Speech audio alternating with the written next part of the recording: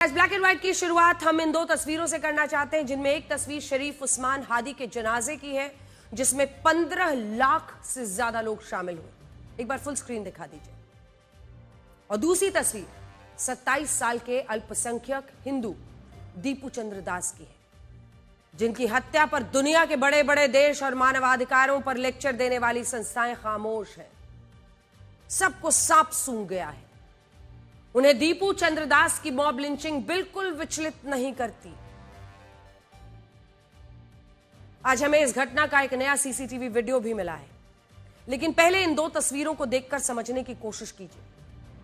ये देखिए, ये जो नया वीडियो मिला है, ये हम आपको पहले दिखा रहे हैं। ये दो तस्वीरें, इन तस्वीरों को जरा आराम से देखिए और अपने अंदर इस गंभीरता को समझने की कोशिश कीजिए कि आज इतने सारे लोगों का, लाखों लोगों का गुस्सा निकला, वो सड़कों पर निकले उस्मान हादी की मौत को लेकर।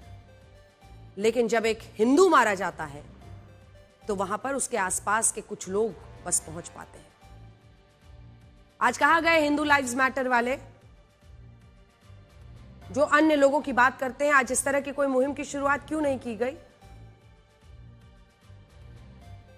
अब आइए आपको दिखाते हैं नया वीडियो, जिसमें साफ दिख रहा है कि कट्टरपंथियों की हिंसक भीड़ ने उस फैक्ट्री पर हमला किया था जिसमें दीपू चंद्र दास काम करते थे। ये सीसीटीवी फुटेज है। अब हमारे पास दो एंगल से इसका वीडियो है। लगभग 1,500 से 2,000 लोग दीपू चंद्र दास को फैक्ट्री से खदेड़ते हुए बाहर, ये जो आपने सर्कल देखा है ना, वहीं पर दीपू चंद्र दास है, और कैसे खदेड़ते हुए ये भीड़ उसे वापस उन्हें बाहर ले जा रही है। इसके बाद पीट पीट कर हत्या करने के बाद उनके शव को पूरे इलाके में घसीटकर एक जुलूस भी निकाला गया था।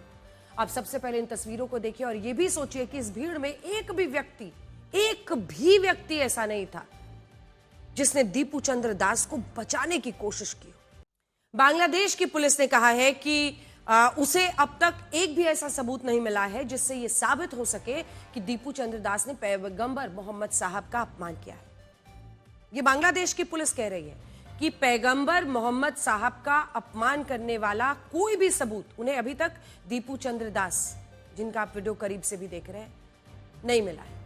लेकिन इसके बावजूद कट्टरपंथियों की भीड़ ने दीपू चंद्र दास को वो मौत दी जिसके बारे में सोचना भी मुश्किल है।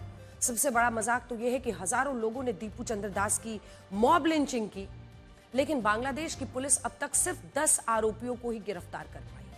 उसका कहना है कि वो बाकी आरोपियों की पहचान नहीं कर पा रही है।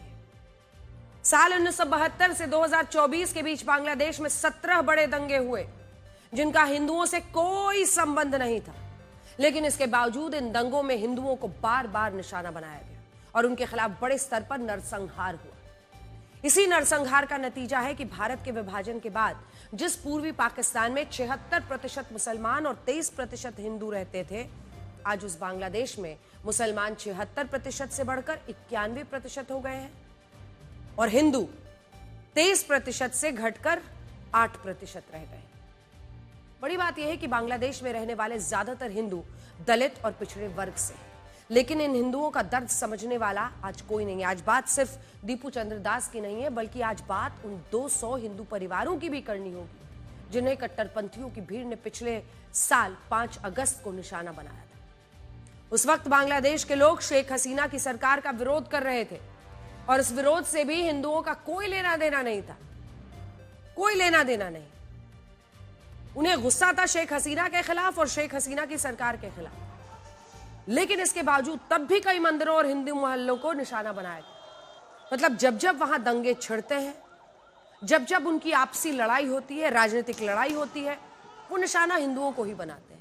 पिछले 3 दशकों में अमल चंद्र दास, हरिपद दत्ता, निखिल चंद्र सरकार, रमेश चंद्र बिस्वास, शशांक दास, विजय चंद्र सरकार, नरेश चंद्र पाल, तपन चंद्र शाह, राधेश्याम घोष, मदन चंद्र बर्मन, शिव प्रसाद दास, नित्य गोपाल शाह, रंजीत चंद्र पाल, भवानी चंद्र दास, कार्तिक चंद्र सरकार, संजय चंद्र घोष, उत्तम चंद्र मंडल, राजेश दास, स्वपन कुमार विश्वास, हरधन रॉय, अजीत सरकार, कुछ नाम है ये। न जाने कितने हिंदुओं की बांग्लादेश में हत्या हो चुकी है, लेकिन इन हिंदुओं की बात करने वाला कोई नहीं है।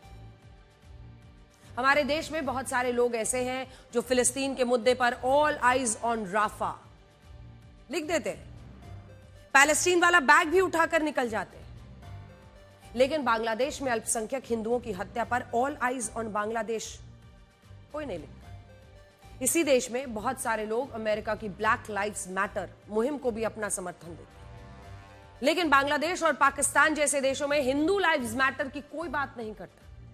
जबकि हिंदू लाइव्स मैटर कोई नारा नहीं है, तो उन लाखों हिंदुओं की वो हकीकत है जिनकी पीढ़ी को या तो अनदेखा, उनके पीड़ा को माफ कीजिएगा अनदेखा किया जाता है या जानबूझकर सामान्य बना दिया जाता है। दुनिया के बहुत सारे देशों में जब किसी अल्पसंख्यक वर्ग पर अत्याचार होता है तो वो मानवाधिकारों का बड़ा मुद्दा बन जाता है, लेकिन इसी दौरान हम तो आपके सामने दिखा रहे हैं तस्वीरें, बांग्लादेश हो, पाकिस्तान हो, इन देशों में जब किसी हिंदू को निशाना बनाया जाता है, टारगेट किया जाता है, पीटा जाता है, पीट पीट कर मारा जाता है, जलाया जाता है, भगाया जाता है, तो उसे स्थानीय तनाव, दो पक्षों का विवाद कहकर पल्ला झाड़ लिया जाता है।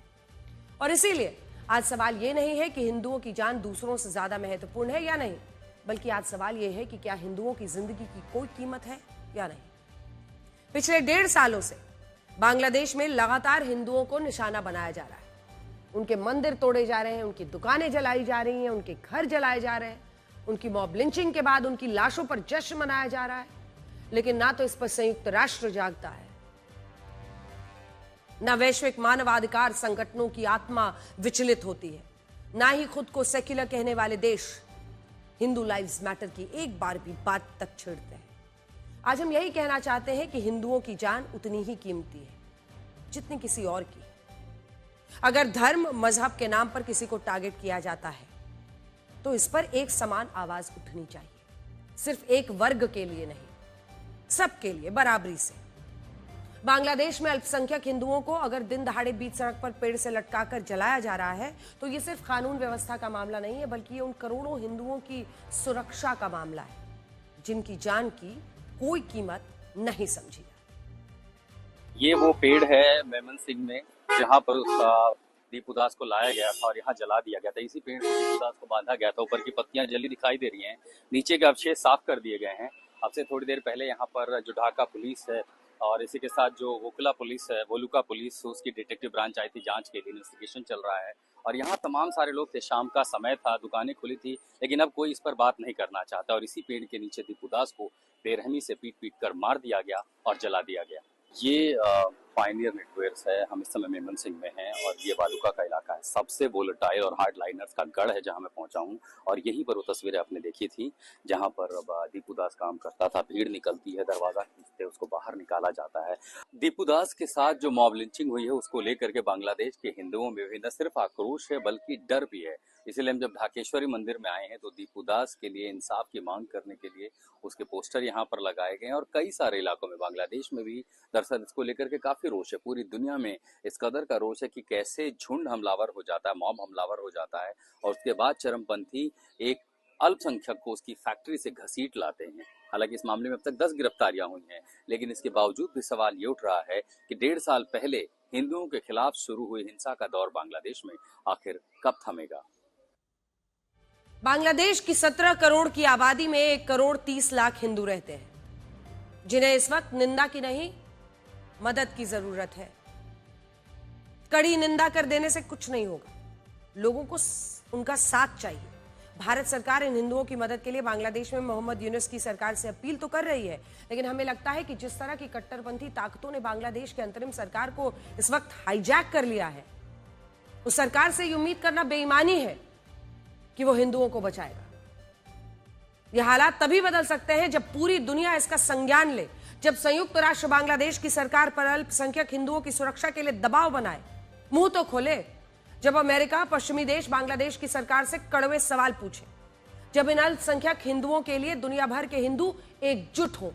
पूरी दुनिया में 121 करोड़ हिंदू रहते हैं, 121 करोड़, जिनमें 1% हिंदू बांग्लादेश में रहते हैं, जबकि 99% हिंदू दुनिया के बाकी देशों में रहते हैं। अगर ये 99% हिंदू बांग्लादेश के 1% अल्पसंख्यक हिंदुओं के लिए आवाज उठाते हैं तो स्थिति को बदला जा सकता है। लेकिन अगर ऐसा नहीं होगा तो बांग्लादेश में हिंदुओं पर अत्याचार होते रहेंगे और एक दिन ऐसा आएगा जब बांग्लादेश से हिंदू पूरी तरह खत्म हो जाएंगे। दुनिया को इसका अफसोस तक शायद नहीं होगा। और इसीलिए आज हम कह रहे हैं #हिंदू लाइव्स मैटर।